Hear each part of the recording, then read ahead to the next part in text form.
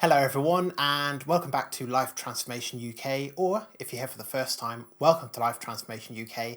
My name is Ben and it's my mission with this channel to help you achieve your freedom through confidence so that you can go and live the life of your dreams. Now, in this video today, I'm going to be talking about how to reprogram your mind for confidence. And the reason that I'm making this video is because I believe that there is a lot of misinformation about the ability to reprogram your mind, and I want to make it very, very clear on the actual process that you can use to genuinely reprogram your brain for confidence over the long run. And you won't have to spend hours in meditation, you won't have to use affirmations, and you won't have to sleep with uncomfortable headphones on listening to 8 hours of subliminal messaging. It's a very, very simple process. I'm going to be breaking down how your subconscious mind will work to create confidence for you in a very simple and easy to understand way, and then the actual steps that you can take to start to reprogram your conscious and unconscious mind for confidence. So if you're excited to learn how you can reprogram and restructure your mind, then make sure you watch this video all the way to the end. And if you find this video useful, click the like button down below because it helps to boost the video in the YouTube algorithm. It helps to support the channel and to let me know if I'm doing a good job as a content creator as well. And if you're new to the channel, make sure that you subscribe as well for more videos like this on a weekly basis. Right.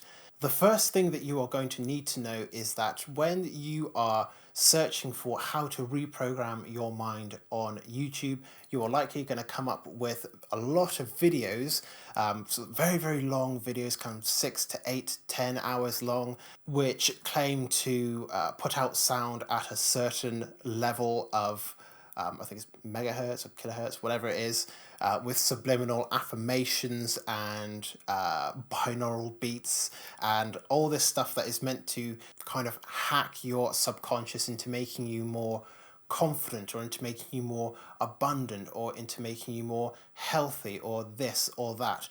And if I'm being genuinely honest, these things most likely do not work. And you might be asking kind of, what what gives me the right or the accreditation to make these kinds of claims? Well, I studied psychology at university for about 3 years. I've got my degree in psychology, so at the very least I have a basic understanding of human psychology, but on top of that I have also studied things like NLP, even though that's not necessarily scientifically based, and I have studied hypnotherapy as well, so I have a very grounded understanding on what the unconscious mind can and cannot do. And the first thing that you should know is that your unconscious mind will simply reject things that it doesn't believe. So let's say, for example, that you want to be confident and you believe that right now you are not confident. So you put on an 8-hour sleep hypnosis, subliminal affirmations, binaural beats track. And what's happening is that while you're sleeping, those messages are, in fact, going into your subconscious mind. The problem is that your subconscious mind is there to protect you. It is there to protect you from things that might hurt you either physically or mentally. So what happens when it thinks that somebody from the outside is trying to influence you to believe things that currently aren't true? It puts up a barrier and it rejects it straight away. And that is why no matter how many of these things that you listen to, if you are just doing that, it will not help. It's the same reason why affirmations and positive thinking don't work either. So I have made videos on that in the past. I'll leave a link to that in the description. I'll have one video pop up above my head as well. You can check those out.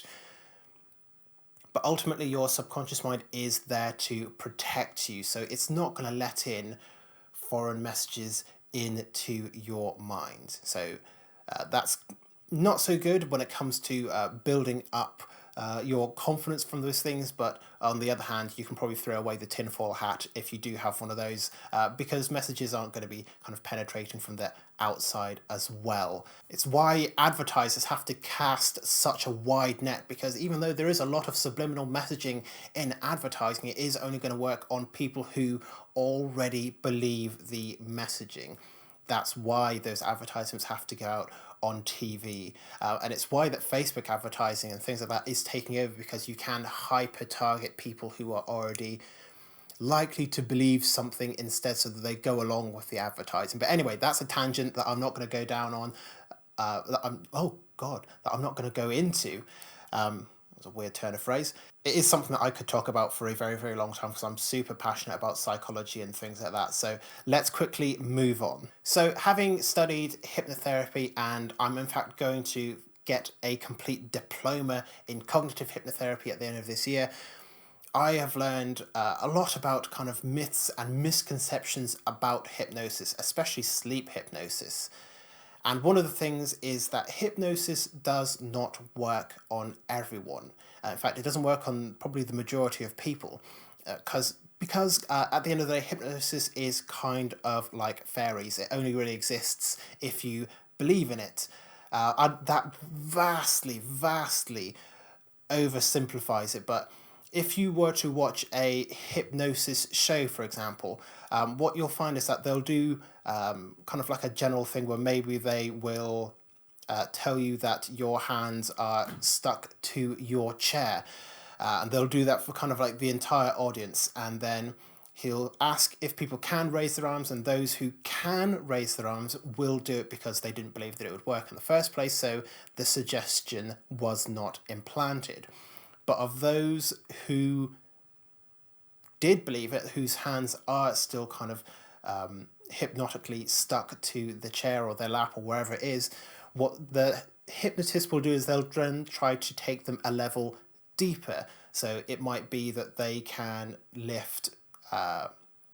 So it might be that now they can't open their eyes, or they can't remember their name, and they'll take them layers and layers deeper. And what will happen is that initial audience will shrink and shrink and shrink for the people who believe in it more and more. And eventually what will happen is that you'll have like 5 or 6 people that are left that are already quite deep into a trance. You can watch this in like Darren Brown shows and see how he does it.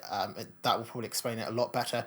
But of those people, those are the ones that most believe in the hypnotic suggestion. What you'll then find is that those people will be asked up on stage to go through the kind of deeper stuff, like having pins stuck in them or something and feeling no pain, because they are the ones that most believe in it.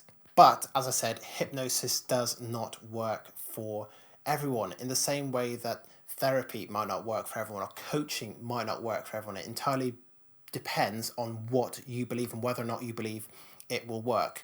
In that way, it's kind of like the placebo effect. That being said though, reprogramming your mind and your body is possible on an individual level. Every single person can do it. And in fact, we do it every single day. But the main problem comes from viewing the subconscious mind as some kind of magic computer program that exists in our mind that just does things for us. The key thing to remember with the subconscious mind is that it is there to protect you from negative influence and from nightmares that you have had, from traumatic memories. It's why oftentimes if you have a bad dream, most of the details of it will completely disappear by the time you wake up, and over time the nightmare will fade, because that is your subconscious mind's attempt to protect you from something that was very, very scary. It's why sometimes if you are in a car accident, like my little brother was in a car accident a few years ago, and no matter how many questions that might be asked about it, he cannot remember what happened. He can't remember it at all. He can pull certain images, but of the actual kind of trauma that happened around it, he has no memory of it, or at least no conscious memory, because his subconscious mind said this is way too traumatic for you to remember, and it buried it. And that is how the subconscious mind works. It's not magic, it's there to protect you. So let's go into exactly how you can reprogram your mind, because as I said, reprogramming your mind and your body is 100% possible. We do it all the time. We just often don't know about it. And the simple fact of the matter is, any change to our mind or to our body is reprogramming it. You can think of going to the gym as reprogramming your muscles for growth, or reprogramming your body to burn fat. In the same way that learning anything is reprogramming your mind to know that. And it all comes down to this concept called neuroplasticity, which is a very hard word for me to say sometimes. Neuroplasticity.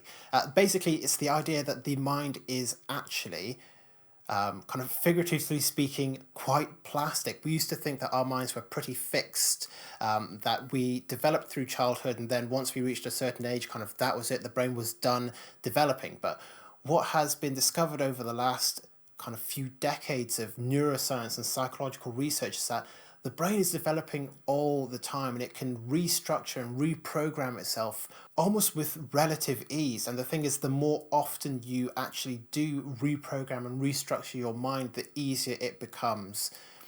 That's why it usually takes some time to learn something, but once you've got that initial foundation down, it becomes much easier after that. So with this concept of neuroplasticity, we can actually learn how to do anything. So let's take, for example, mental math.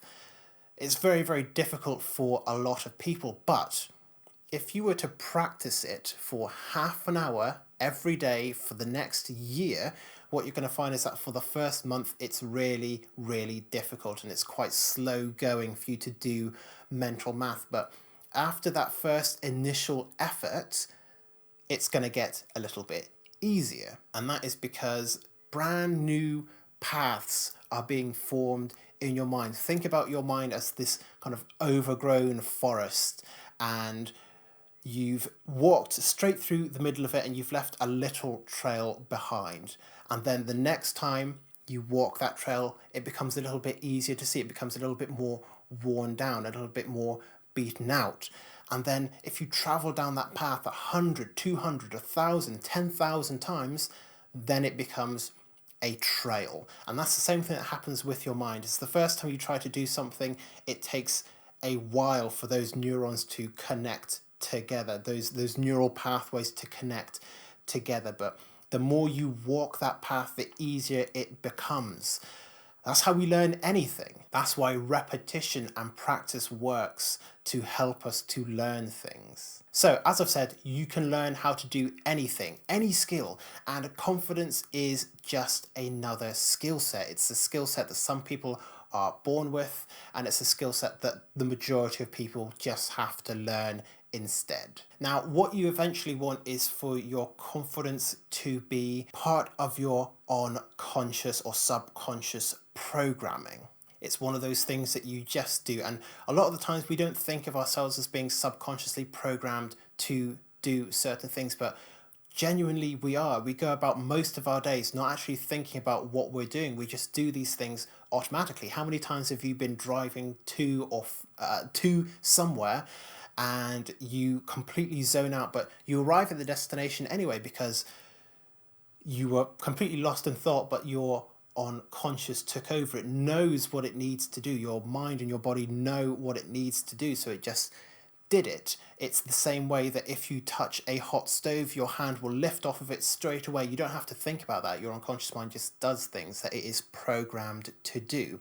And you can program your mind to do certain stuff, whether it is speed reading or mental math or learning a new language or learning how to be confident. So these automatic habits that we have are unconscious programming. So how do we learn how to make confidence part of our unconscious programming? Well, it goes through 4 stages. And these are the 4 stages that it takes to learn anything. So the first stage is unconscious incompetence. And this is when we just don't know that we are not confident, or we don't know that we have the ability to become confident. And then we move into stage 2. This is when we discover that we can become confident. And this stage is called conscious incompetence. It's when we know that there is a part of us that we need to improve or upgrade in some kind of way. So we go from unconscious incompetence to conscious incompetence. So from not knowing what we don't know to knowing what we don't know. And then we move into stage 3, which is called conscious competence. And this is what is happening when we are practicing something. So let's say, for example, you are learning how to play tennis.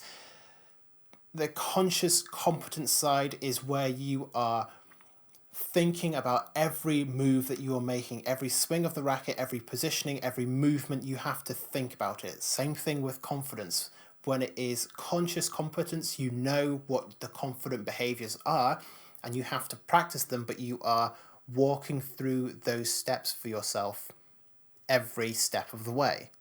You have to, otherwise kind of the system falls apart. But eventually, if you stick with it, those habits that you practice over time, those skills that you're learning, in this case confidence, moves into the 4th and final stage, and that is unconscious competence, which is where you know what you need to do. In this case, you know how to be confident and you don't have to think about it anymore. It is just in your mind. It is programmed into there. Now, it is not programmed into there permanently because something can knock it. Your confidence can still be knocked, but at that stage, you're only really going back to the conscious competence stage again and moving back slowly into stage 4, unconscious competence. So just to give kind of like a real world and slightly different example, when I first started to learn how to play badminton, so before I started to learn how to play badminton, I didn't know anything about badminton. I was in the unconscious incompetent stage, and then I joined a badminton club at university because they offered a free taster day.